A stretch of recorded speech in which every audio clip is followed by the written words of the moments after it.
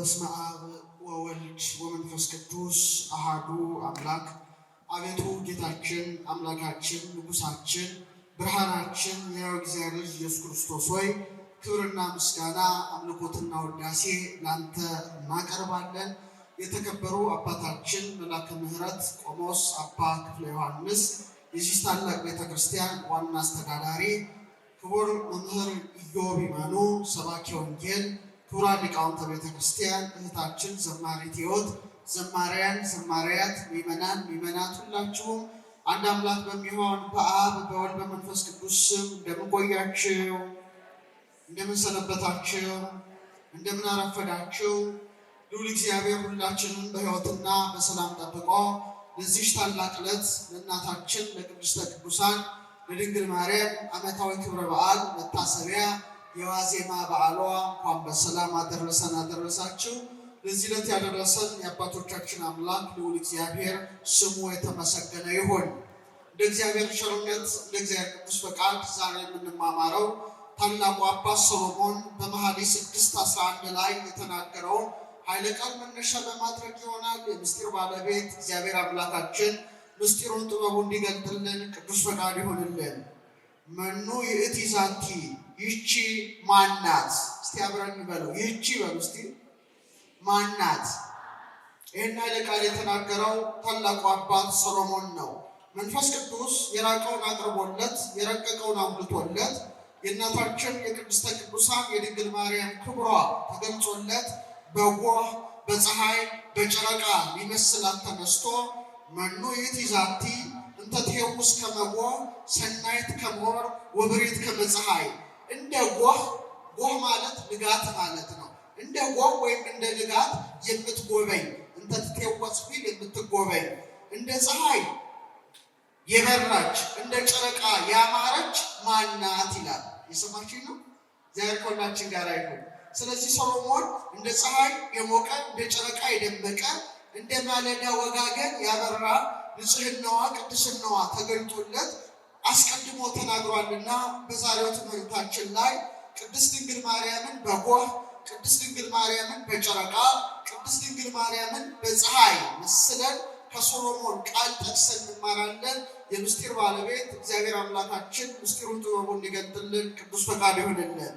ታላቁ ማሕሌታይ ሊቅ ቅዱስ ያሬድ ከሰሎሞን መኃልይ ተነስቶ በተለይ ድጓ በሚባል መጽሐፉ ላይ ድንግል ማርያምን ሲያመሰግን እግዝእትነ ለቃል መዝገቡ ለወር ክበቡ ለፀሐይ ለሃቡ ፍሬዚያኪ ለበሉ ይጠቡ አንቲ እፅ ዘያሌቡ። እመቤታችን አንቺ የቃል ማደሪያው ነሽ ካለ በኋላ የጨረቃ ምንድነሽ አለ? ክበብ ነሽ አለ። የጨረቃ ምንድነሽ? ክበብ ነሽ ካለ በኋላ የፀሐይ ደግሞ ግለት ነሽ። ያንቺ ፍሬ የተመገቡ ይራቀቃሉ፣ አንቺ ልብ የምታስደርጊ ዛፍ ነሽ በማለት ከሶሎሞን ጠቅሶ አስተምሯል። ታዲያ እነዚህ ሁሉ ሊቃውንት ለምንድን ነው እመቤታችንን በፀሐይ እመቤታችንን በጨረቃ እመቤታችንን በጎህ መስለው የገለጡት? ሰሎሞን ብቻ ሳይሆን ዮሐንስን በራእዩ በምዕራፍ 12 ቁጥር 1 ላይ ታላቅ ተመስጦ መጥቶበት ቀና ብሎ ሲመለከት ድንግል ማርያምን ያያታል። ምን አለ? ወአስተርአየ ተአምራዊ በውስተ ሰማይ፣ በሰማይ አለ ታላቅ ምልክት ታየ። ብእሲትን ተትለብስ ፀሐየ፣ ፀሐይን ተጎናጽፋ፣ ወወርኅተ ተገርያ፣ ጨረቃን ደግሞ ከእግሮቿ በታች ተጫምታ ጫማው አድርጋ ማለቱ ነው። ወዲበ ርዕሳኔ አክሊል ዘአሰርቱ ወክልኤቱ ከዋክብት፣ በራሶቿም ላይ እንደ ዕንቁ ፋርስ ያሉ 12 ከዋክብት ያለበትን ዘውድ ደፍታ ተመለከተ። ረድኤቷ በረከቷ አይደርብን። ከእሱ አስቀድሞ ግን ሰሎሞን መንፈስ ቅዱስ ገልጾለት ድንግል ማርያምን በጎህ፣ ድንግል ማርያምን በአማረች ጨረቃ፣ ድንግል ማርያምን በበራች ፀሐይ መስሏልና የዛሬው ትምህርታችን በተለይ በዚህ ላይ ያጠነጥናል። ምክንያቱም ዛሬ እናታችን ቅድስት ድንግል ማርያም እንደ ፀሐይ አብረታ በሐዋርያት ጉባኤ መካከል በፊልጵስዩስ የተገለጸችበት ቀን ስለሆነ ይህን ትምህርት መርጬዋለሁ። በድጋሚ እግዚአብሔር አምላክ ምስጢሩን ጥበቡን ይግለጥልን። ታዲያ ሰሎሞን እንደ ጎህ የምትጎበኝ ይቺ ማናት ይላል። ጎህ ምንድን ነው? ጎህ ማለት ፀሐይ ከመውጣቱ በፊት የሚታይ ምንድን ነው? ብርሃን ነው። ታውቃላችሁ ጎህ ቀደደ ሲባል ምን ማለት ነው? ብርሃን መጣ ማለት ነው። ፀሐይ ከመውጣት በፊት ምን ይወጣል? የጎ ብርሃን ይታያል። ድንግል ማርያምም እውነተኛው ፀሐይ ኢየሱስ ክርስቶስ ከመወለዱ በፊት በእውነት የፀሐይ አዋሽ ነጋሪ ሆና እንደ ጎ ቀዳ ምን ሆናለች? ታይታለች ማለት ነው። የንጋት የፀሐይን መምጣት መቃረብ አዋሽ ነጋሪ እንደሆነች ሁሉ ድንግል ማርያምም ከሐና ከኢያቄም ተገኝታ እውነተኛው ፀሐይ ኢየሱስ ክርስቶስ ሊወለድ መሆኑን ከ15 ዓመት ቀድማ ምን ብላለች? አብስራለች። ስለዚህ ታላቁ አባት ሰሎሞን ምን አለ? ይቺ ማን ናት? እንተ ትሄውስ ከመ ጎህ፣ እንደ ጎህ የምትጎበኝ ይቺ ማን ናት? በማለት የድንግል ማርያምን ጎህነት መስክሯል። እንደምታውቁት ጎህ ወይም ንጋት ምንድን ነው? የብርሃን ጅማሮ ነው። የምን ጅማሮ ነው? የብርሃን ጅማሮ ነው። ነጋ ስትሉ ጎህ ቀደደ እንደሆነ ድንግል ማርያምም ምንድን ናት? ምክንያተ ድኅነት፣ የድኅነት ጅማሮ ናት። ቅዱስ ገብርኤል ሲያበስራት ይኩነኒ በከመ ትቤለኒ፣ እኔ ለእግዚአብሔር ምን ሆነኝ አለችው? አገልጋዩ ነኝ፣ እንደ ቃልህ ይደረግልኝ ባለች ጊዜ ቅድመ ዓለም የነበረ ያለ የሚኖር እውነተኛው ፀሐይ ኢየሱስ ክርስቶስ በማኅፀኗ አድሯልና ጎህ ወይም ንጋት በእውነት የብርሃንን መቃረብ አብሳሪ አዋሽ ነጋሪ እንደሆነ ድንግል ማርያምም እንደ ቃልህ ይደረግልኝ ብላ የተናገረችው ንግግር ሁሉ የድኅነታችን ጅማሬ ሆኖ ተገልጿል። እሷ እንደ ቃልህ ይደረግልኝ ስትል አምላክ ምን ሆነ? ሰው ሆነ። ሰው አምላክ ሆነ። ምስጢረ ሥጋዌ በማኅፀነ ድንግል ተከናወነ። ስለዚህ ሰሎሞን ከፀሐይ በፊት ባለችው በንጋት ብርሃንን በምታውጀው በንጋት ወይም በጎህ መስሎ መኑ ይእቲ ዛቲ እንተ ትሄውስ ከመ ጎህ፣ እንደ ጎህ ወይም እንደ ንጋት ወይም እንደ ወጋገን የምትጎበኝ ይቺ ማን ናት? በማለት አስቀድሞ ተናገረ። ከቃሉ ጋር ናቸው። አዎ፣ ለምሳሌ ጨለማው ያስፈራል። ሌሊት ድቅድቅ ጨለማ ነው። ድቅድቅ ጨለማ ሆኖ ጠዋት ግን ምን አይነት ብርሃን ይመጣል? የጎህ ብርሃን፣ የንጋት ብርሃን ይመጣል።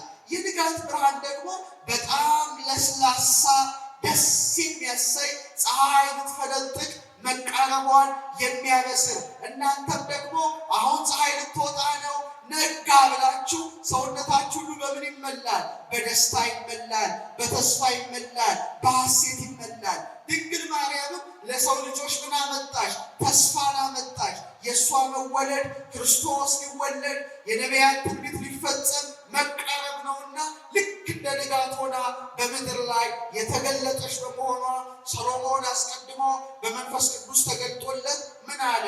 መኑ ይእቲ ዛቲ እንተ ትሄውስ ከመ ጎህ፣ እንደ ንጋት የምትጎበኝ ይቺ ማን ናት አለ። እሷ ማን ናት?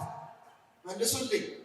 እመቤታችን ናት። አራተኛ ታላቁ ምስጢር ጎህ ወይም ንጋት ከሌሊት ወደ ቀን ምንድን ነው?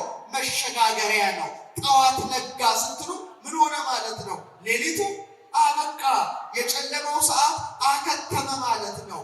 ንጋት ማለት የቀንና የሌሊት ምንድን ነው? ድልድይ ነው። ድንግል ማርያምም እውነተኛውን ፀሐይ ኢየሱስ ክርስቶስን በመውለዷ ከብሉይ ኪዳን ወደ ሐዲስ ኪዳን፣ ከዓመተ ፍዳ ወደ ዓመተ ምሕረት፣ ከሕግ ዘመን ወደ ጸጋው ዘመን መሸጋገሪያ ድልድይና ንጋት ሆና ተገልጣለች። አመስግኗት እችን ንጋት ሆነ። ስለዚህ ሰሎሞን መኑ ይእቲ ዛቲ ይቺ ማን ናት?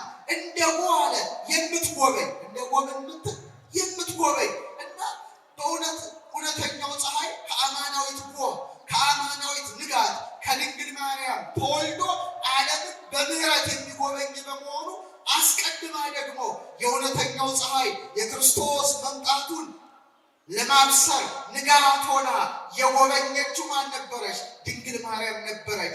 ዛሬም እኔና እናንተን በቃል ኪዳኗ ትጎብኘን እመቤታችን። እመቤታችን የጎበኘችው ሰው ሁሉ ምንድን ነው? የተባረከ ነው። ሰሎሞን እሷ በመጎብኘቷ ተደስቶ ነው። ማናት ብትጎበኘን እንጂ ንጋት? ዓለም ሁሉ በድቅድቅ ጨለማ ሳለ በአዳምና በሔዋን በደል ምክንያት ዓለም ሁሉ በጨለማ ውስጥ እያለ አንዲት ንጋት መጣች። እሷ ማናት? ንገሩኛ። እውነተኛው ፀሐይ ክርስቶስን የወለደችው አማናዊት ንጋት ነበረች። አማናዊት ውጋገን ነበረች። ያኔ ጌታን በመውለድ ለሰው ልጆች ሁሉ የደስታ ንጋት መንፈሳዊት ንጋት ሆና የተገለጠች ድንግል ማርያም ዛሬም እኔና እናንተን በቃል ኪዳኗ ትጎበኘናለች። በእውነት ሰኔ 20 ከእውነተኛው ፀሐይ ከክርስቶስ ጋር በመሆን ሐዋርያትን ጎበኘቻቸው። ዛሬም በረድኤት ትጎብኘን እመቤታችን። ከዛ ሰሎሞን ምን አለ? ሰናይት ከመወር እንደ ጨረቃ ያማረች አለ። እንደ ጨረቃ እስቲ በሉ፣ እንደ ጨረቃ የተዋበች ወይም እንደ ጨረቃ ያማረች አለ። በጣም እኮ የሚገርም ነው። ድንግል ማርያምን በጨረቃ ይመስላታል። ድንግል ማርያም ጨረቃን ስናይ ሁሌ እናስባታለን። በተለይ ሰማይን ለምንመረምር ሰዎች ጨረቃን ስናይ አቤት እንዴት ደስ እንደሚያሰኝ። በጨረቃ በኩል ማንን እናያታለን? ድንግል ማርያምን እናያታለን። በረከቷ ረድኤቷ አይደረብም። በምን? በአምስት መልኩ። ሰሎሞን ምን አለ? እንደ ጨረቃ የተዋበች አለ። እንደ ጨረቃ ምን የሆነች? ያማረች አለ። ለምንድን ነው እንዲህ ያለው? ጨረቃ ምንድን ናት? ውበት ናት። ውበት ናት። ለምሳሌ ሰው ፀሐይን ማየት አይችልም። ይችላል? አይችልም። ጨረቃ ላይስ ፍስስ ይላል። በቃ ይደነቃል። በምሽት ጨረቃ እየተጓዘ የጨረቃን ድምቀት እያየ ሰው ምን ይሆናል? ይደሰታል። ድንግል ማርያምን በውበቷ ምክንያት በምን ተመስላለች? በጨረቃ ተመስላለች። በጨረቃ ተመስላለች። ለዚህ ነው ሊቁ ክበበ ገጻ ከመዋር የፊቷ ክበብ አለ እንደ ሙሉ ጨረቃ ነው። ወአዕይንቲሃ ከመ ኮከበ ጽባሕ አይኖቿ ደግሞ አለ እንደ አጥቢያ ኮከብ ናቸው። ወቆማ ከመ በቀልት ለማርያም ድንግል የድንግል ማርያም አለ ሊቁ ያሬድ ቁመቷ አለ እንደ ዘንባባ ቀጥ ያለ፣ ፊቷ ደግሞ እንደ ምንድን ነው አለ? እንደ ጨረቃ ነው አለ። እንደ ምንድን ነው? እንደ ጨረቃ ነው አለ። በጣም ይገርማል። ስለዚህ ሰሎሞን ሰናይት ከመወር ይላታል። በእውነት ውበቷ፣ የውስጥ ውበቷ፣ የውጭ ውበቷ በተለይ እንደ ጨረቃ ሆኖ ይታየዋል። ስለዚህ ጨረቃን ስትመለከቱ ታላቋ ጨረቃ ትዝ ትበላችሁ። እሷ ማን ናት? በአንድ ላይ እሷ ማን ናት? ድንግል ማርያም ናት። በረከቷ አይደረብን። ስለዚህ በውበቷ ምክንያት በጨረቃ መስሎ ሰሎሞን ይገልጣታል። እንደገና በብርሃኗ፣ በምኗ? ድንግል ማርያም ከጨረቃ ጋር የምትነጻጸረው በብርሃኗ ነው። እንደምታውቁት ጨረቃ ብርሃንን የምታገኘው ከማን ነው? እንደ መስታወት ናት።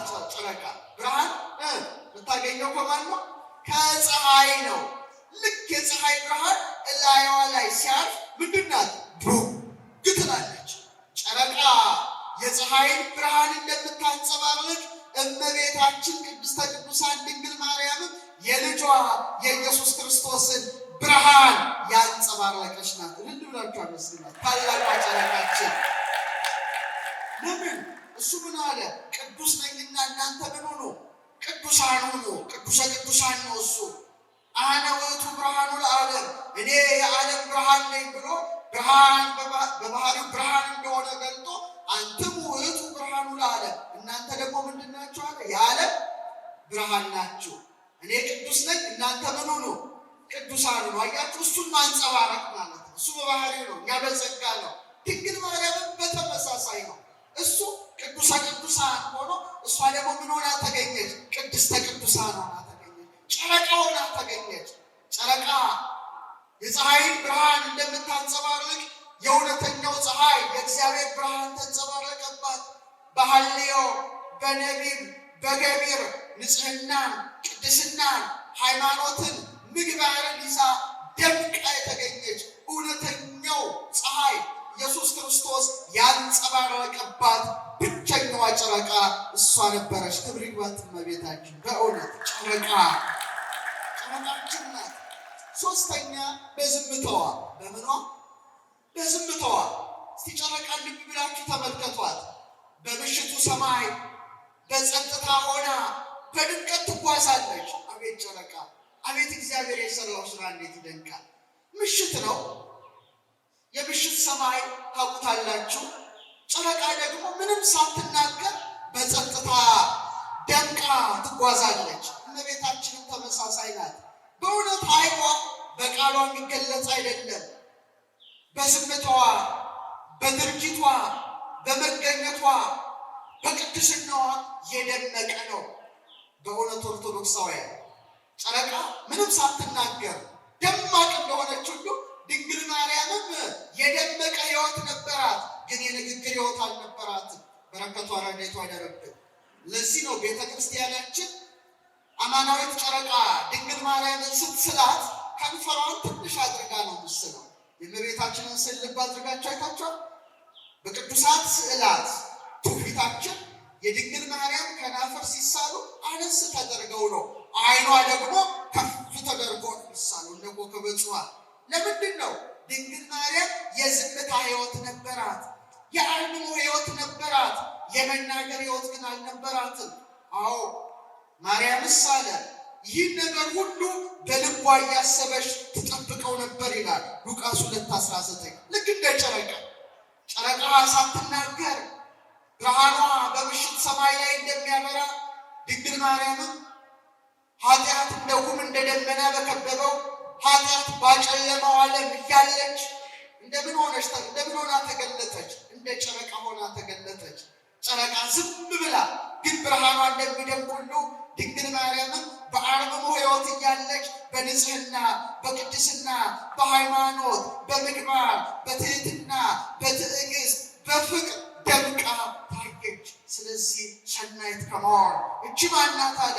እንደ ጨረቃ ያማረችው ድንግል ማርያም ናት ማለት ነው። በረከቷ ረድኤቷ ይደርብን። ሌላው ጨረቃ በሌሊት ሰዓት ታበራለች። በምን ታበራለች? በሌሊት ሰዓት ለጨለመባቸው ብርሃንን ትሰጣለች። በምሽት ሰዓት ትገኛለች። ድንግል ማርያም በመንፈሳዊ ምሽት ውስጥ ላሉ፣ በመከራ ውስጥ ላሉ፣ የሕመም ምሽት ላጠቃቸው፣ የክህደት ምሽት ላጠቃቸው ምልጃዋ ሁሉ ምን ይሆናል? ከታመኑባት ፈጥና ትደርሳለች። ጨለማ ሰዓት ላይ ድንግል ማርያም ትድረስላችሁ። ጨለማ መከራ ነው። ድቅድቅ ባለው ጨለማ ጨረቃ ስትበራ ለሰው ልጆች ተስፋ ነው። ወንበዴ የለም፣ ሽፍታ የለም። ምክንያቱም በጨረቃ ብርሃን ራሳችንን ምን እንላለን? እንከላከላለን። ድንግል ማርያምም ምን ሆና ትገለጣለች? በሌሊት ሰዓታችን፣ በመከራ ሰዓታችን፣ በጭንቅ ሰዓታችን እንደ ጨረቃ አብርታ ለእኔና ለእናንተ ፈጥና ትደርሳለች። ክብር ለአማናዊት ጨረቃ ለእመቤታችን። ምክንያቱም ልጅ ተኝቶ ሳለ እናት ግን አትተኛም። እናቶች ታውቃላችሁ አይደለም? በምሽት የተኛ ልጇን በዝምታ ትጠብቃለች። እናት ልጇ ካልጋ ላይ እንዳይወድቅ፣ ችግር እንዳይገጥመው፣ ትን እንዳይለው በዝምታ ሆና ሳትቀሰቅሰው፣ ሳትረብሸው በዝምታ ሆና እንደምትጠብቀው እውነተኛዋ ጨረቃ፣ እውነተኛዋ እናት ድንግል ማርያም እኔና እናንተን በምልጃዋ በቃል ኪዳኑ ምን ትላለች? ትጠብቃለች። ከልጇ ከወዳጇ ከእውነተኛው ፀሐይ ከክርስቶስ ታስታርቃለችና ድንግል ማርያም ጨረቃ ናት። ሌላው ጨረቃ የማይታይ ኃይል አላት። ምን አይነት ኃይል አላት? ስውር ኃይል አላት። ስለ ጨረቃ ትልቅ ምስጢር ልንገራችሁ። ብዙ ሰዎች ያላወቅነው ታላቅ ነገር አለ። ጨረቃ ድምፅ አታወጣም፣ ግን በስበቷ ማዕበሉን ሞገዱን ሁሉ ከፍ ታደርጋለች። ለምሳሌ ጠፍ ጨረቃ ሲሆን ምን ሲሆን? ኒውሞን ይባላል። ማለት ሮብ ነበረ፣ ባለፈው ሮብ ኒውሞን ነበረ። እንደገና ደግሞ ሙሉ ጨረቃ ስትሆን ከፍተኛ የሆነ ስበት አላት። አሁን ነግራችሁ ወሳኝ ነገር ነው። ሳይንቲፊካሊም የተረጋገጠ ነው ነግራችሁ። ምክንያቱም በዛ ውስጥ እንዳለ ሰው ሁሉም ቁስ አካላት ይሳሳባሉ። መቼም ዘመናዊ ትምህርት ተምራችኋል፣ ፊዚክስ ተምራችኋል አይደል? ሎ ኦፍ ግራቪቲ ትዝ ይላችኋል። አይዛክ ኒውተን ያስተማረው ሁሉም ይሳሳባል። ትክክል ነው። እኛም መሬት ምን ትለናለች? ትስበናለች። እና ጨረቃ በተመሳሳይ መልኩ መሬትን ትስባለች። ምን ትስባለች? ከፍተኛ የመሬት ቅርብ ጎረቤት ጨረቃ ናት። 300,000 ኪሎ ሜትር ነው ርቃ የምትገኝ። ስለዚህ ጨረቃ ሙሉ በምትሆን ጊዜ ሁል ጊዜ ነው እኮ የምነግራችሁ ከመሬት ከ10 ሴንቲሜትር እስከ 10 ሜትር ማዕበል ይነሳል። እዚህ አታውቁም ማዕበል እንጂ ውቅያኖስ አካባቢ ያሉ ሰዎች መርከበኞች ያውቃሉ። ሙሉ ጨረቃ ሲሆን ሁልጊዜ ምን ይሆናል? ማዕበል ምን ይሆናል? ከፍ ይላል። ለምን? በጨረቃ ስበት ምክንያት ነፋስ አለ። ስለዚህ መርከበኞች ጥንቃቄ ያደርጋሉ። ውቅያኖስ ዳርቻ የሚኖሩ ሰዎች ሁሉ ያውቁታል ይሄን ነገር። በወንጌል ላይ ስታነቡ ልክ ሙሉ ጨረቃ ሲሆን እየተነሳ የሚጥላቸውን ሕሙማንን ጌታ ምን ይል ነበረ? ይፈውስ ነበር ይላል። መተርጉማን ሲተረጉሙ እውነት ነው። ጨረቃ ውሃን ብቻ አይደለም የምስበው። እኛ ራሳችን 70% ምንድን ነው? ውሃ ነን አይደል? እኛንም ነው መስበው ነው። ስለዚህ ይላሉ ሊቃውንት፣ የኢትዮጵያ ሊቃውንት ምልዓተ ወር ጨረቃ ሙሉ ስትሆን ምን ይሆናል? ደም ይሞላል ማለት ነው። የእኛም ነው ደም ከፍ የሚለው።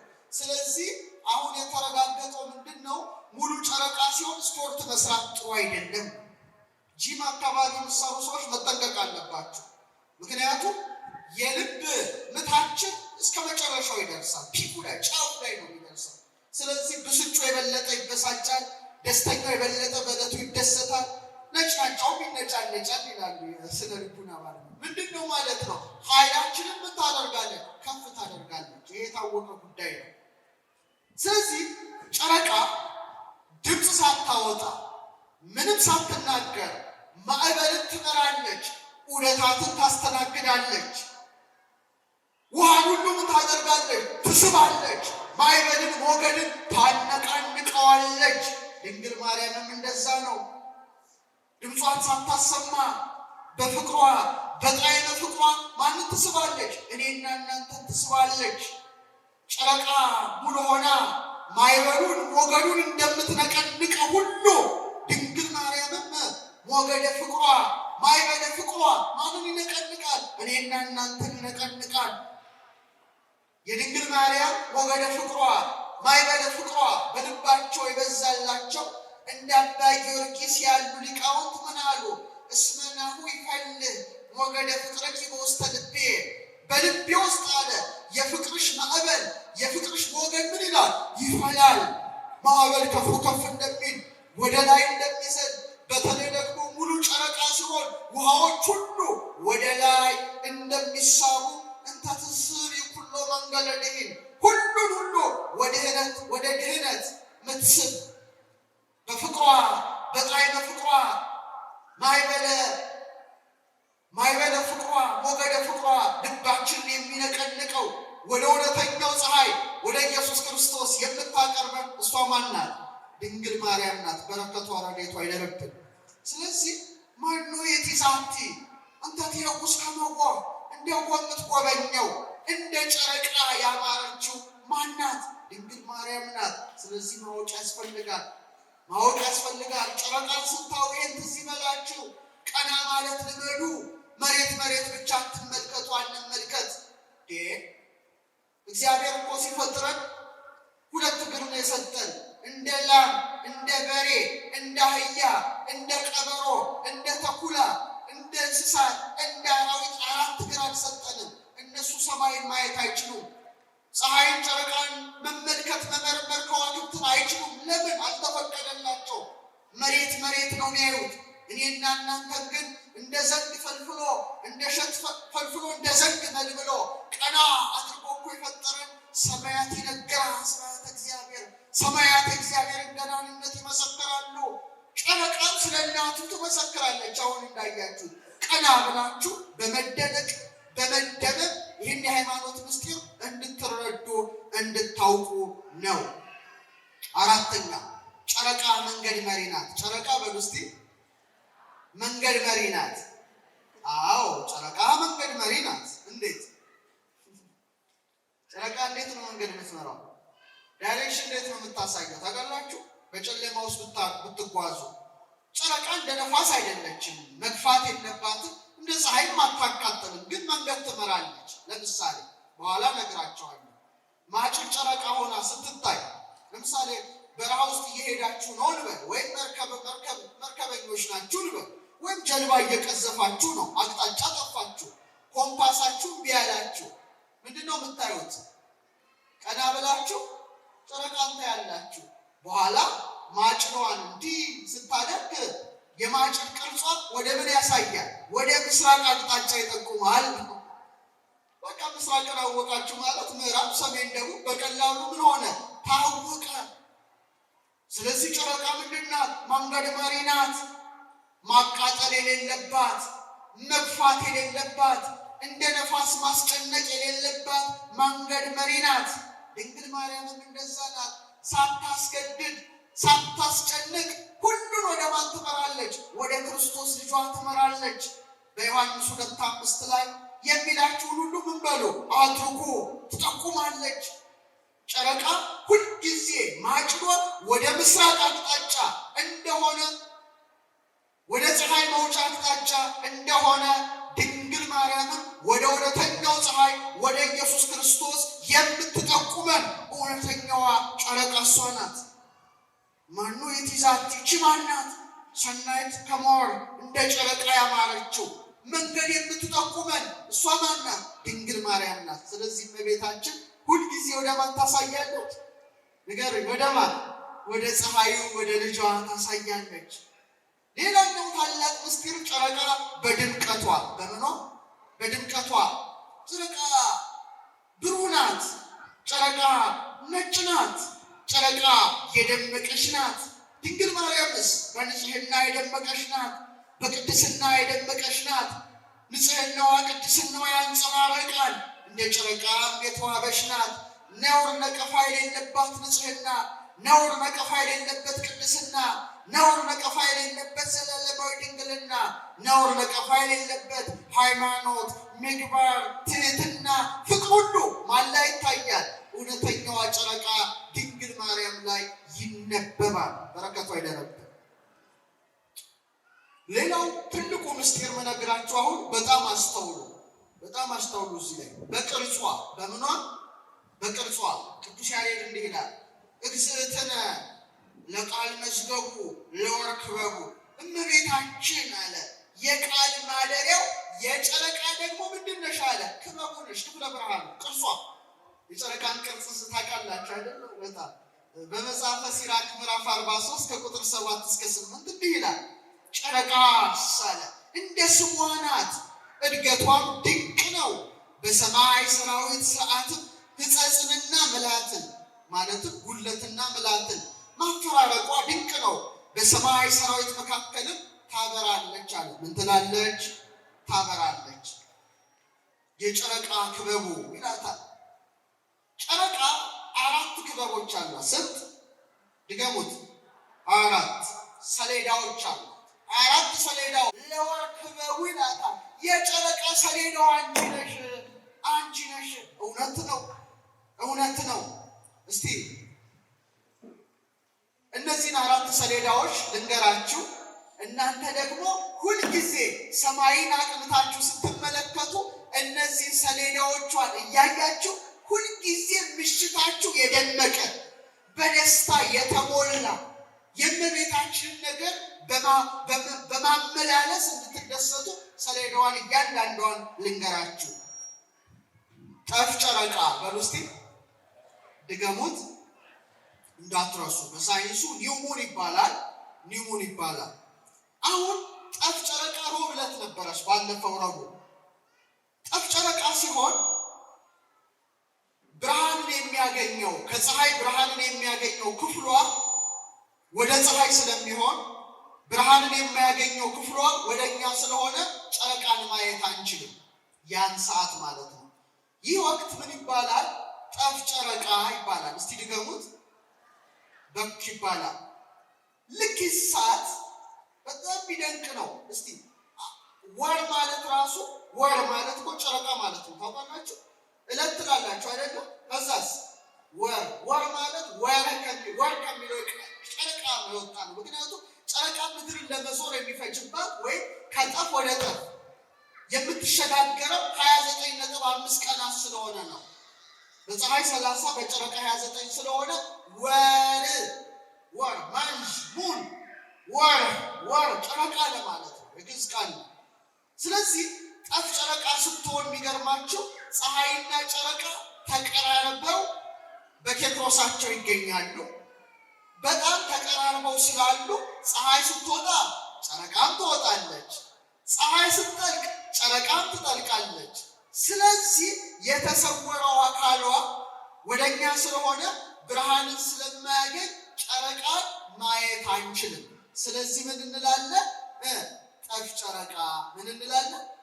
ጠፍ ጨረቃ። ምንም ሰማይ ላይ ብትፈልጓት አታዩዋትም። ለምንድን ነው አታዩዋት? ከፀሐይ ጋር ተቀራርባ ያለችበት ወቅት ነው። በጣም ያስደንቃል። ይህ ማለት ምንድን ነው? እመቤታችን እውነተኛዋ ጨረቃ በሐና ማህፀን የተቀረጸችበትን ምስጢር የሚያመለክት ነው ጠፍ ጨረቃ። ለዚህ ነው እነ ቴክታ እነ በጥሪቃ በነበሩበት ዘመን ቴክታ ህልም አየች። ምንድን ነው? እንቦሳ ከበረቷ ስትወጣ እንቦሳዋ እየወለደች እስከ 6 ስትደርስ ሰባተኛዋ ጨረቃ ምን ስትወልድ አየች? ፀሐይ። አይገርም? በጣም እኮ የሚገርም ነው እኮ። ጨረቃዋ ማን ነበረች? በሐና ማህፀን የምትቀረጸው እስቲ ባንድ ላይ አረ ነገርን እመቤታችን ነበረች። ጨረቃዋ ደግሞ ማንን ታስገኛለች? ፀሐይን ታስገኛለች። የሚገርም ነው። ፀሐዩ ማን ነው? አይሰማም። ማን ነው? አያችሁ? ልክ ያቺ ጠፍ ጨረቃ ጊዜ ከፀሐይ ጋር አብራ ሆና ጨረቃዋ እንደማትታይ ድንግል ማርያምም በሐና ማህፀን የነበረችበት ያልተወለደችበት 9 ወር ከ5 ቀን በእናቷ ማህፀን የነበረችበትን ያመለክታል። ለዚህ ነው ሳምናስ ወልደ ጦሊቅ ዘይነብር ውስተ ቤተ ዶይቅ ይላል። የሐና ያጎቷ ልጅ ነው፣ ሞተ። ሐና ተወደው ነበረና የአልጋውን ሸንኮር እየያዘች ስታለቅስ ያ የሞተው ተነስቶ ምን አለ? ሰላም ለኪ ኦ ሐና እምሕይወቱ ለዘገብረ ሰማይ ወምድረ፣ ሰማይና ምድርን ለፈጠረ አያት የምትሆኝ ሐና ሰላም ላንቺም ካለ በኋላ እመቤታችንን ደግሞ የፀሐይ ጽድቅ እናቱ ብሎ መስክሮ አረፈ። አመስግኑ አይደስ ጨረቃዋ ተቀረጸች ማለት ነው። ጠፍ ጨረቃ ማለት እመቤታችን በሐና ማህፀን የነበረችበትን ጊዜ የምናውቅበት ነው። ግን ጨረቃ ባትታይም ከፀሐይ ተለይታለች? አልተለየችም። ይደንቀው ነው። እውነተኛዋ ጨረቃ ድንግል ማርያምን በሐና ማህፀን እያለች ከማን አልተለየችም? ከእውነተኛው ፀሐይ ከእግዚአብሔር ረድኤት አልተለየችም። ለምን? ሁሉም በበደል በእናታቸው ማህፀን ውስጥ በበደል ሰንሰለት ሲታሰሩ፣ ድንግል ማርያም ግን የማን ጸጋ ጠብቋታል? የእግዚአብሔር ጸጋ ጠብቋታል። ውእቱ ጰራቅሊጦስ ዘአቀባ ለድንግል እምከርሰ እማ ከመ ይትጌጊ ለዓለም፣ ለዘላለም እንዳትበድል እግዚአብሔር መንፈስ ቅዱስ ሙቀተ ጸጋውን አሻድሮባታል። ጥንተ በደል አላገኛትም። ያቺ ጨረቃ ጠፍ ጨረቃ ኒውሙን ከፀሐይ ጋር አብራ እንደምትሆን ምንም ባትታይም፣ ድንግል ማርያምን ምንም ባትወለድ በሐና ማህፀን እያለች የእውነተኛው ፀሐይ የእግዚአብሔር መንፈስ ቅዱስ ጸጋ ነበረባት። ክብር ለዚህ ጨረቃ በሆነ አክብሯት። ስለዚህ የጨረቃ ዑደት በጠፍ ጨረቃ ይጀመራል። ጠፍ ጨረቃ የጨረቃን ዑደት እንደምትጀምር ድንግል ማርያምም የድህነት ጅማሮ ናት። ይኩነኒ በከመ ትቤለኒ፣ እኔ እግዚአብሔር ምኑ ነኝ አለች፣ አገልጋዩ ነኝ፣ እንደ ቃል ምን ይሁንልኝ ይደረግልኝ አለች። ድህነት ተጀመረ። ጨረቃ በጠፍ ጨረቃ ሰሌዳዋን እንደምትጀምር ድህነት የተጀመረባት አማናዊት ጨረቃ ወደ ፀሐዩ የምታደርሰን እውነተኛዋ ጨረቃ ድንግል ማርያም በእናቷ ማህፀን የተቀረጸችበትን ያመለክታል። ከዛ በኋላ ልደተ ወር እስቲ በሉ። አይሰማም ባካችሁ? ወይም የጨረቃ ልደት በሉ። አሁን ልክ ከ4 ቀን በኋላ ጨረቃ ጠፋች ከተባለች አትታይም በኋላ ልክ ከ4 ቀን በኋላ ዛሬ ምንድን ነው? ዓርብ ነው አይደል? ነገ ማለት ነው። ነገውን ውስጥ ከነገ በኋላ ጨረቃ ተወለደች ይባላል። ብርሃንን ያረፈበት አካሏ በማጭድ ቅርጽ መልክ እናየዋለን። እኛ ምን እንላለን? ልደተ ወር። ጨረቃ ምን ሆነች? ተወለደች። በሳይንሱ ደግሞ ዋክሲንግ ክሬሰንት ሙን ይባላል። ብዙ ጊዜ በቤታችንን ስል ስትመለከቱችን ጨረቃ አይታችኋል። ማጭድ የምትመስለው አላያችሁ? አይታችኋል አይደል? ትህትና ነው። በጣም እቺ ማጭድ ጨረቃ ከፀሐይ የተጠጋች እጥፍ ያለች ናት። ለእግዚአብሔር ፈቃድ የተገዛች በእጅጉ ትህትና ገንዘቧ የሆነ ትሕት የሆነችው የኢሳይያስን መጽሐፍ ስታነብ ወዮ አለች።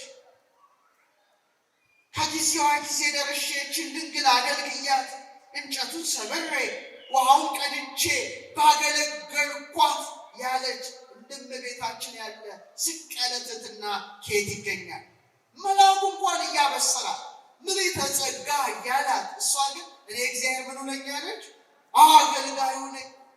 ጌታን እንኳን ጸንሳ የትሕትናዋ ብዛት የባሪያውን ትሕትና ተመልክቷልና ያለች የትሕትና ንግሥት ናት። ልክ እንደዛች ወደ ፀሐይ እንደተጠጋችው ጥምዝ ቅርጽ እንዳላት ዝቅ ብላ እንደምትታየው ጨረቃ የእውነተኛዋ ጨረቃ የድንግል ማርያም ትሕትና ሁል ጊዜ ይታየናል። አሁን ጨረቃ ተወለደች እንላለን አይደል? ግን ስትወለድ ፊቷ ወደ ምንድን ነው ብያቸዋለሁ? ወደ ምስራቅ። በጣም ጥሩ እንዳትረሱ እሺ። ማጭዷ ወደ ምንድን ነው የሚያሳየው? ወደ ኢስት፣ ወደ ምስራቅ አቅጣጫ። በምዕራብ ሆና ከፀሐይ ጋር ግን ወደ ምስራቅ ታሳያለች። ድንግል ማርያምም እኮ እውነት ነው ወደ ፀሐይ መውጫ ያቺ ጨረቃ እንደምትጠቁም ድንግል ማርያምም ወደ እውነተኛው ፀሐይ ወደ ኢየሱስ ክርስቶስ ምታሳየን ምትጠቁመን ነበረች እና የጨረቃ ማጭድ ሆኖ መታየት ድንግል ማርያምም የመወለዷን ነገር በምሳሌ እንድናውቀው አድርጎናል። ድንግል ማርያም ግን ከዚህ ሁሉ በላይ ናት። ጨረቃን ተጫምታ ተገኝታለች። ይህንንም እንዳትረሱ። ሶስተኛ መንፈቀ ወር። እስቲ በሉ ድገሙት። ግማሽ ጨረቃ በሉ እስቲ። አሁን ተወለደች። አሁን ዓርብ ጀምራችሁ ሰማይን መከታተል ጀምሩ። እሺ ልጆች፣ ዓርብ ጀምራችሁ ሰማይን መከታተል። ከማጭድ ምን መሆን ትጀምራለች? ከ7 ቀን በኋላ፣ ከአንድ ሳምንት በኋላ የፀሐይ ብርሃን ያገኘው ክፍሏ ይጨምራል። ግማሽ አካሏ ብርሃን ያርፍበታል። ምን እንላለን እኛ? ግማሽ ጨረቃ ሆነች እንላለን። ምን እንላለን? ግማሽ ጨረቃ። ፈርስት ኳርተር ይላል ሳይንሱ፣ የመጀመሪያው ሩብ ማለት ነው። እንግዲህ ምን እየሆነች መጣች ማለት ነው? ጨረቃዋ ከተወለደች በኋላ በብርሃን እየደመቀች መጣች። በምን እየደመቀች መጣች? ኧረ ንገሩኝ ባካችሁ። ዝም ስትሉ እኮ እንትን ይላል። በምን እየደመቀች መጣች? በብርሃን እየደመቀች መጣች። ታዲያ ድንግል ማርያም እናታችን ወላዲተ አምላክን የት ገባች? ቤተ መቅደስ ገባች። በንጽህና በቅድስና እየደመቀች እያበራች ተገኘች። የልጅነት ሕይወቷ 3 ዓመት በእናት በአባቷ ቤት ሳለች፣ 12 ዓመት በቤተ መቅደስ ሳለች ምን ነበረ? ንጽህናዋ ቅድስናዋ ደመቀ። ጨረቃዋ በብርሃን እየደመቀች እንድትመጣ ድንግል ማርያምን በንጽህና በቅድስና መድመቅ ጀመረች። ድንግል ሆይ አንገታቸውን እንደሚያገዝፉ እንደ ዕብራውያን ሴቶች ልጆች በዋዛ በፈዛዛ ያደግሽ አይደለሽም ማለት አላ በቅድስና ውበንሽ ውስተ ቤተ መቅደስ ነበርኪ። በንጽህና በቅድስና የት ኖርሽ አለ? በቤተ መቅደስ ኖርሽ እንጂ። ድንግል ሆይ ጎልማሶች እንደሚያታልሏቸው ሴቶች አይደለሽም ይላል አባ ሕርያቆስ። ማን የጎበኘሽ አለ? መላእክት፣ ካህናት፣ ሊቃነ ካህናት አመሰገኑሽ እንጂ። አመስግኗት እናንተ። ጨረቃዋ እየደመቀች እንድትሄድ ድንግል ማርያምን በንጽህና በቅድስና እየደመቀች ሄደች። አቤት እያንዳንዱ ምሽት የጨረቃ ድምቀት ይጨምራል። ድንግል ማርያምን ምንድን ነበረች? እየደመቀች ነበረች። በስንተኛው ቀን ያልኳችሁ? በ7ኛው። እስቲ በሉ ድገሙት። ውስእትነ ለቃል መዝገቡ ለወርቅ በሩ። አይ ቅዱስ ያሬድ የጨረቃ ክፍሉ አለ። ያቺ በ7ኛው ዕለት ደምቃ እንደምትታይ የድንግል ማርያም 7ቱ መቅረዞቿ ሁሉ ደመቁ። 7 መቅረዞቿ ምኖቿ ናቸው? ፊታችሁ ላይ ስንት አይኖች አሉ? ስንት ጆሮዎች አሏቸው? ስንት የአፍንጫ ቀዳዳ አላችሁ? ስንት አፍ አላችሁ? በድምሩ ስንት ይሆናል? 7። በቃ ጥበብ ቤቷን ሰራች አለ ሶሎሞን። 7 ምሰሶዎችን ለራሷ አቆመች ይላል። ሁለት ዓይኗ ማንን ይመለከት ነበረ? እግዚአብሔርን ይመለከት ነበረ። ጆሮዎቿስ የመላእክትን ዝማሬ ያደምጽ ነበረ። አፍንጫዋስ መዓዛ ዕጣኑን ያሸት ነበረ። አፏስ ሰባተኛው መቅረዝ ለእግዚአብሔር ክብር ይዘምር ነበር፣ ያመሰግን ነበር። ጨረቃ በብርሃን እየደመቀች እንድትሄድ እሷን በንጽህና በቅድስና ደመቀች። አባ ጽጌ ድንግል እንዲህ አለ፣ የሐዝነኒ ማርያም ዘረከበኪ ድግትምና አመ ቤተ መቅደስ ቦይኪ ዘትጠብዊ ሀሪባሃና ወያስተፌሳኒ ካይበ ትዕብርተ ልህቀትኪ በቅድስና ምስለ አብያዚሁ ከመአብ እንዘይሴስየኪ መና ፋኑኤል ጽጌነድ ዘይከይድ ደመና። ማርያም የሐናን ጡት ትተሻለ። በቤተ መቅደስ ወደ ቤተ መቅደስ በገባሽ ጊዜ ያገኘሽ ብቸኝነት ያሳዝነኛል። ምን ይለኛል? ያሳዝነኛል። የእሳት አበባ የሚባል ደመናን የሚጫማ ፋኑኤል ከባልንጀሮቹ መላእክት ጋር መናን እየመገበ በቅድስና የማደግሽ ተአምር ደግሞ ደስ ያሰኘኛል አለ። ድንግል ማርያም እንደ ጨረቃዋ ደመቀች። ክብር ለዚህ ጨረቃ ለእመቤታችን ለወላዲተ አምላክ። ሶስተኛው ነገር ሊመጣ ነው። በጣም ይገርማችኋል። ሶስተኛው ሊመጣ ነው። ሙሉ ጨረቃ በሉ እስኪ ድገሙት። ምልዓተ ወር አይታችኋል። ሙሉ ጨረቃ ቤት ደስ እንዴት እንደምትል 14ኛው ተፈጽሞ ልክ በ15ኛው ቀን በጣም እኮ ነው የሚገርመው። አቤት ቀናቱ ምስጢራቸው። በ15ኛው ቀን ጨረቃ ሙሉ በመሆን በምስራቅ ላይ ትወጣለች። በምን አድማስ? በምን አድማስ? በምስራቅ። ጨረቃ ደግሞ ፊት ለፊት ይቅርታ፣ ፀሐይ ደግሞ በምዕራብ አድማስ ሆና ሙሉ በሙሉ ጨረቃ ላይ ብርሃኗን ስታበራ ሙሉ ሆና በምስራቅ አድማስ ትታያለች። የማን ብርሃን ያረፈባታል? ኧረ መልሱልኝ። የፀሐይ ብርሃን። አይገርም? ያን ጊዜ እናንተም አቤት እቺ ጨረቃ አቤት ድምቀቷ ጤፍ ታስለቅማለች ትላላችሁ። በ15ኛው ቀን የፀሐይ ብርሃን ያርፍባታል። ሙሉ ሆና በምስራቅ አድማስ እንደምትታይ ድንግል ማርያምም ልክ በ15 ዓመቷ ታላቁ መልአክ ቅዱስ ገብርኤል ባበሰራት ጊዜ እንደ ቃልህ ይደረግልኝ ስትለው እውነተኛው ፀሐይ ኢየሱስ ክርስቶስ በማኅፀኗ ተጸነሰ። ጨረቃዋ ፀሐይን አስገኘችው።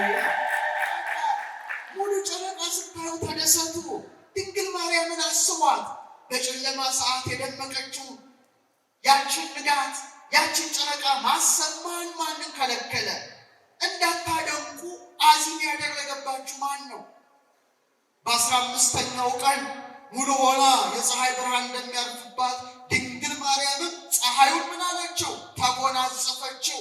ለዚህ ነው ጨረቃን ተጫንታለና ፀሐይን ደግሞ ምን አለ? ተጎናጽፋ። እስቲ በሉ ፀሐይን ምን ሆነ? ተጎናጽፋ። በቃ ያቺ ሙሉ ጨረቃ እንደሆነች ድንግል ማርያምም ማኅተመ ድንግልናዋ ሳይለወጥ ጸነሰችው ሙሉ ሆና። የሚደንቀው ይሄ ነው።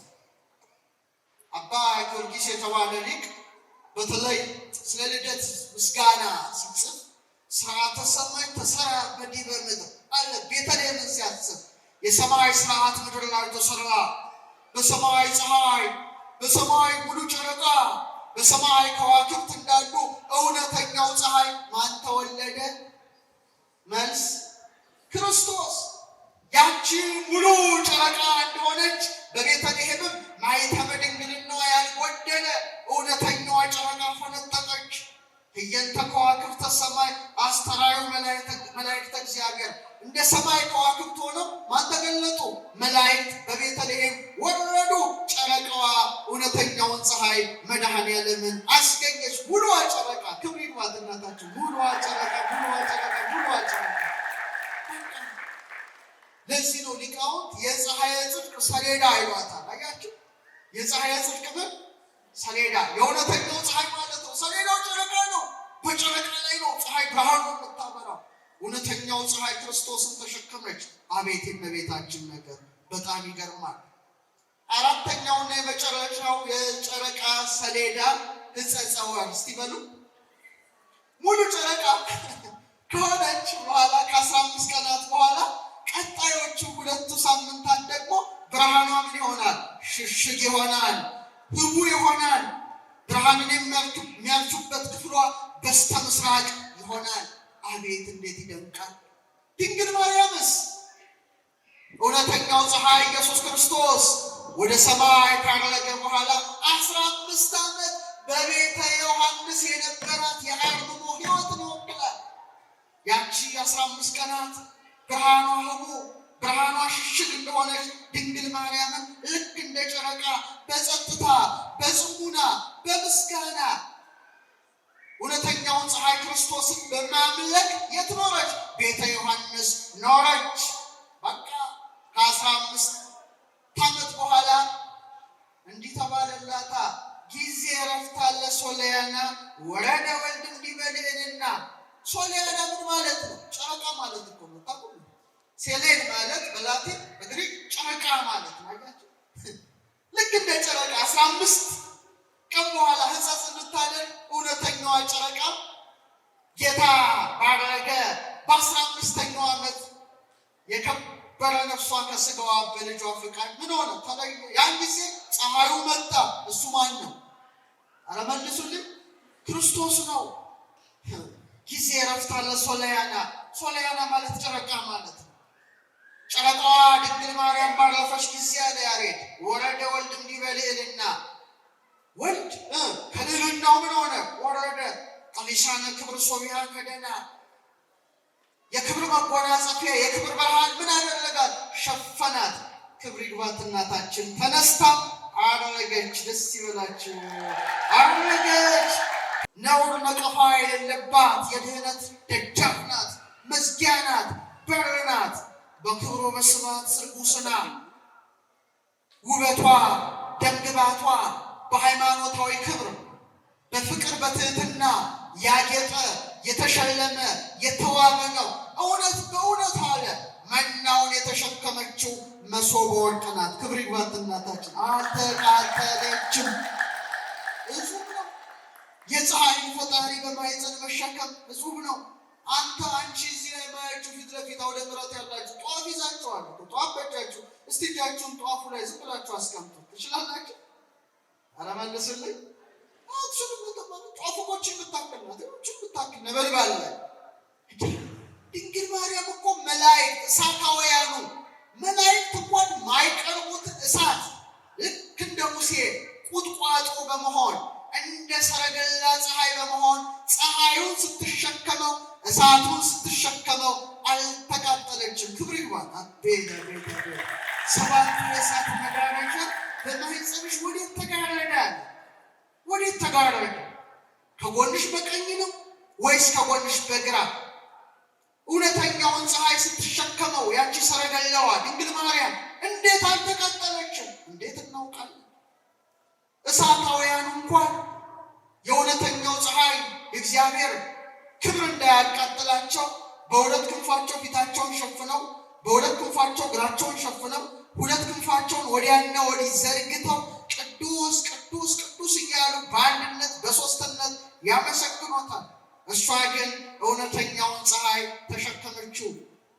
ሙሴ ሲና ተራራ ላይ ትንሽዬ ብርሃን እግዚአብሔር ግንባሩ ላይ ጠብ አድርጎበት ሲሆን እስራኤል ማየት አቅቷቸው ተገልበብለን ኧረ ተሸፋፈንልን አሉት። ሙሴን ማየት አቅቷቸው ምኑን ንገሩኝ? ፊቱን። ድንግል ማርያም ኃላፊ ብርሃን ነው። እሷ ግን እውነተኛውን ፀሐይ ታላቋ ጨረቃ ተሸከመችው፣ ግን አልተቃጠለችም። ድንቅ ነው። ነኪሩ ነገሩ በእንቲአኪ ሀገረ እግዚአብሔር የእግዚአብሔር ሀገር አለ። ያንቺ ነገር ምንድን ነው? ድንቅ ነው፣ ልዩ ነው። ሲናን ስናስብማ በቃለ ኃይሉ ዘይፌት ትበረደ አለ ያሬድ። ድንግል በከርሳ አግመረት ነደ እንግርማ እበዩ ሙሴ ዘረይደ እሞላሊቶ ኮነቶ ገሃደ። በክረምት ወቅት አለ በረዶን የሚፈረካክሰው ሙሴ ሲና ተራራ ላይ የተንቀጠቀጠለት ነዲዱን ፀሐይ ነዲዱን እሳት ድንግል ማርያም በማኅፀኗ ምን ሆነችው? ተሸከመችው። መሸከም ብቻ አይደለም፣ እናቱን ወላጁን ሆነችው። የፀሐይ እናት የእሳት እናት ተባለች። ክብር ይግባት እናታችን። በጣም ያስደስታል። ደቂቃዎች አሉ። እሺ በረከቷ ረድኤቷ ይደርብን። አመስግኗት እስቲ አመስግኗት። ስለዚህ ሰሎሞን መኑ ይእቲ ዛቲ እንተ ትሄውስ ከመጎህ እንደ ጎህ ምትጎበኝ ሰናይት ከመዋዕል እንደ ጨረቃ ያማረች ወብሬት ከመፀሐይ እንደ ፀሐይ የበራች ይቺ ማናት? እሷ ማናት? መልስልን። አይሰማም አይሰማም። ሰማይና ምድር የሚወስነው አምላክ 9 ወር ከ5 ቀን በማኅፀኗ የተሸከመችው ኪሩቤልና ሱራፌል በፍርሃት በመንቀጥቀጥ ዙፋኑን የሚሸከሙትን ጌታ በጀርባዋ ያዘለችው፣ በክንዷ የታቀፈችው፣ በከናፍሮቿ የሳመችው ሰኔ 20 ልክ እንደ ጨረቃ ሆና በፊልጵስዩስ በሐዋርያት ጉባኤ የተገለጠችው የኔም የእናንተም እናት አማላጅ ድንግል ማርያም ናት። ወስብሐት ለእግዚአብሔር።